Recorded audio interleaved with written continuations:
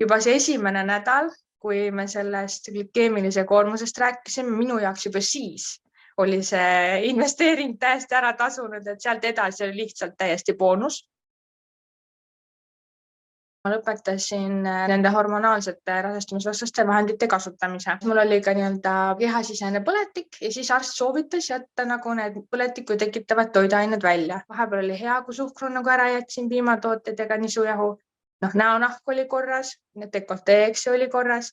Siis tekkis siuke ärevus, stress töö juures, siis kiired ampsud, et saada see energia läks jälle pekki. Et siis tekkis see arusaam juba, et kui ma juba teen mingi nädal aega mingeid häid valikuid ja siis kukun ongi see nädalavahetus, et cheat day, eks ju, siis sellest välja tulek on jälle alles 3-4 päeva. Kohe ei ole ka näonahk ja enesetunne ja see kõhutervis kohe korras. Omast arust olen õigesti teinud, ma arvasin, ma ei saa midagi palju õppida, eks ju. Ma olen väga palju erinevaid programme alustanud. Juba see esimene nädal, kui me sellest glükeemilise koormusest rääkisime, minu jaoks juba siis oli see investeering täiesti ära tasunud, et sealt edasi oli lihtsalt täiesti boonus. Süsivesikud, kalorid, selle taldriku reegel, see on kõik mu jaoks tuttav. Aga see glükeemilise koormuse tabel ja kui palju annab seda energiat päeva jooksul, see on nii põnev olnud reaalselt. Ülekaal ei teki kaloritest, vaid ülekaal tekib hormonaalsest tasakaalutusest.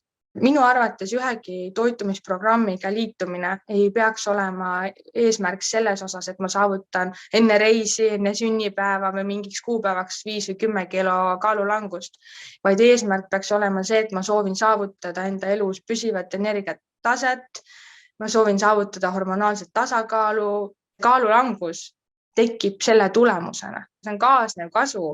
Ma isegi ei registreerinud seda algust ja lõppu, aga see kaal langes kindlasti 5+ kilo. Naistel on eriti oluline see lame kõht, eks ju. Ja ongi see, kuidas toitudega esiteks seespoolt selle mikrobiomi toetada ja teistpidi, kuidas neid toite valida nii, mis minu kehale sobib, mis tekitab selle meeldiva peegelpildi. Kui ma olin varem inimene, keda hommikul ärge kõnetage, kui ma pole kohvi joonud, eks ju.